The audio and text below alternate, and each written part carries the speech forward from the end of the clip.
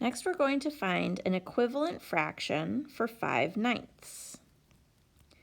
Now, we've talked before about how you can take 5/9 and read it either 5 out of every group of 9,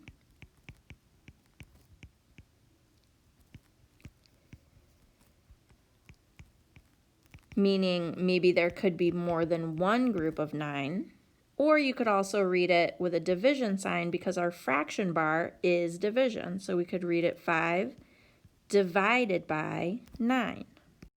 So since I always like to go for food analogies when I'm working with fractions, let's start with a food analogy. And let's say that Miss Lynn baked a giant pan of brownies, which I have represented here with this large rectangle.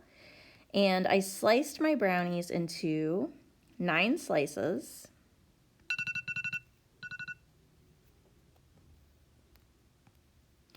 And then I passed out 5 of the brownies to 5 of my students. So I gave 1 brownie, 2 brownies, 3 brownies, 4 brownies, and 5 brownies. I just started sharing the brownies with my kids. Okay? So when we're coming up with equivalent fractions, we're basically saying, is there a way to slice my brownies up differently without changing the size of my pan, without changing the size of my hole? So I could take my 5 out of 9 and maybe cut each brownie in half. And then say, okay, if I cut up my pan of brownies this way, I would have enough brownies to share with 18 students, and the ones shaded in blue would be the 10 that I've already passed out. So I could do it that way. And then I could keep slicing up my brownies in all kinds of different ways, as long as you know you have an equivalent fraction, as long as the size of your hole does not change, meaning I can't make my pan of brownies bigger or smaller, and as long as the area of your shaded in portion here, as long as that doesn't change size, you know you have an equivalent fraction. The only thing that's changing is just the size of your pieces that you're cutting up. Okay, now we're going to practice subtracting these fractions. 7 3/4 minus 3 7/8. Now we know we need to have a common denominator, so I'm going to drop down my whole numbers. Those are going to stay the same. 7/8 is going to stay the same, and I'm just going to convert my fourths to eighths to give me a common denominator. Now fourths are a nice easy fraction to convert to eighths. I can just shade in here 3 out of 4 of my pieces, and then when I cut each fourth in half, so I'm multiplying each part of it by 2. Now I've got, instead of 4 equal pieces, I have 8 equal pieces. And instead of 3 of them shaded, I have 1, 2, 3, 4, 5, 6 of them shaded. So now I can subtract 7 6/8. No, I can subtract 3 7/8 from 7 6/8. Now the way I showed you that last week was by drawing area models. And there's lots of different ways to do this. I think I'll show you with a number line and see how that works for us. So I'm going to start my number line, and I'm going to mark whole numbers 3, 4, 5, 6, 7, and 8.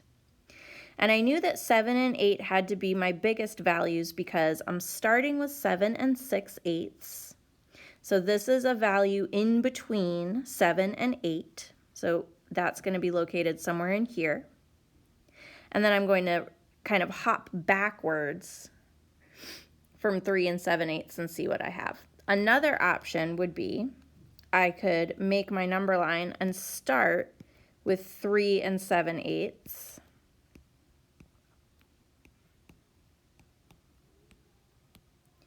And then also mark 7 6/8 and calculate the difference between them. You could do that as well.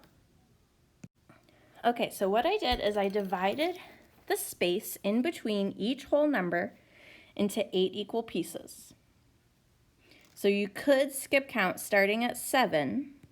You could skip count 7 and 1/8, 7 and 2/8, 7 and 3/8, 7 and 4/8, 7 and 5/8, 7 and 6/8, 7 and 7/8, and then 7 and 8/8, which is of course 8. So I'm going to put a mark on 7 and 6/8, which is right here. And then I'm going to count backwards. I'm going to go backwards 7/8. So let's see, 1/8, 2/8, 3/8, 4/8, 5/8, 6/8, 7/8. Where did that get me to? That got me to 6 and 7/8. And then I just have to go back 3 more from there. So 3 full hops would take me from 6 and 7/8. Back 1 big hop would get me to 5 and 7/8. 2 big hops would get me to 4 and 7/8. And then 1 more big hop would get me to 3 and 7/8. So that means that 7 and 6/8, 7 and 6/8 minus 3 and 7/8 equals 3 and 7/8. Now I'm going to show you another way to do it using the area model. So just bear with me. I know this is not super duper fun, but I think it's important that you see kind of, a visual representation of how to solve this. So be patient with Miss Lynn, because I know this isn't your idea of super fun. I would suggest get a piece of paper and a pencil, and you guys draw this area model with me, and let's do it together. Okay, so we're going to start by representing 7 and 3/4, which of course we know is 7 and 6/8. So we're going to make an area model that represents 1 whole. Whoops, that's not what I meant to do. Okay, so here's my 1 whole, and I'm going to divide it into 8 equal pieces. You guys draw this with me. Now I'm going to make 8 of these. So that's 1,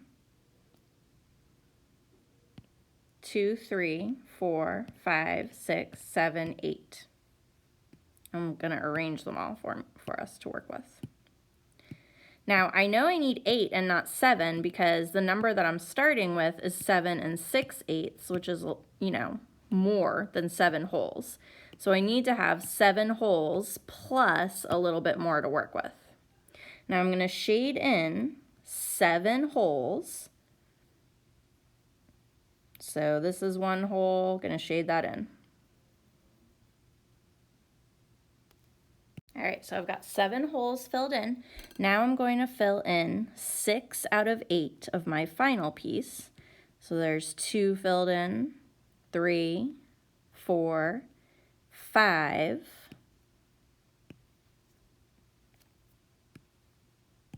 and 6. Whoops, except I want it to be red. Okay.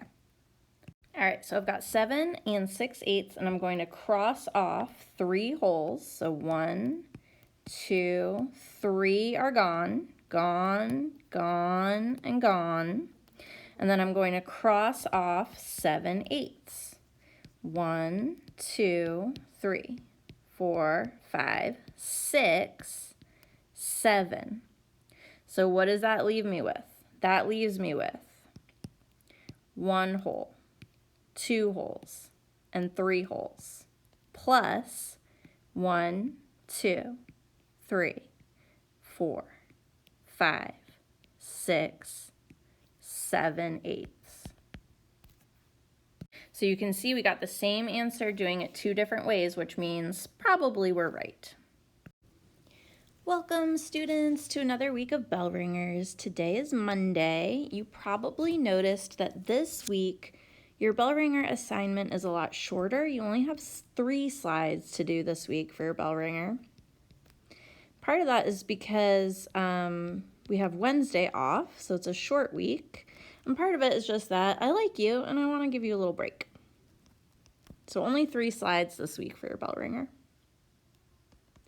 We're going to begin by multiplying 124 times 10. So this should be pretty easy to do. Always start by multiplying your non-zero digits. So we're going to multiply 124 times 1, and that will give us 124, of course. And then we simply need to add 1 0 to that. So that gives us a product of 1,240. Next, we're going to multiply 124 times 100. Same rules apply. We're going to begin by multiplying our non-zero digits. So we're going to multiply 124 times 1, which equals 124. And then we're simply going to add 1, 2 zeros. So that gives us a product of 12,400.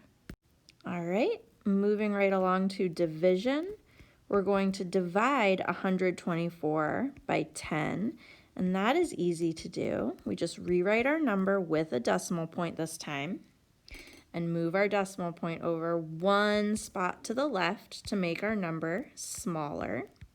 And so our quotient, or our answer, is 12 4/10. Next, we're going to do 124 divided by 100. Rewrite the number with a decimal point.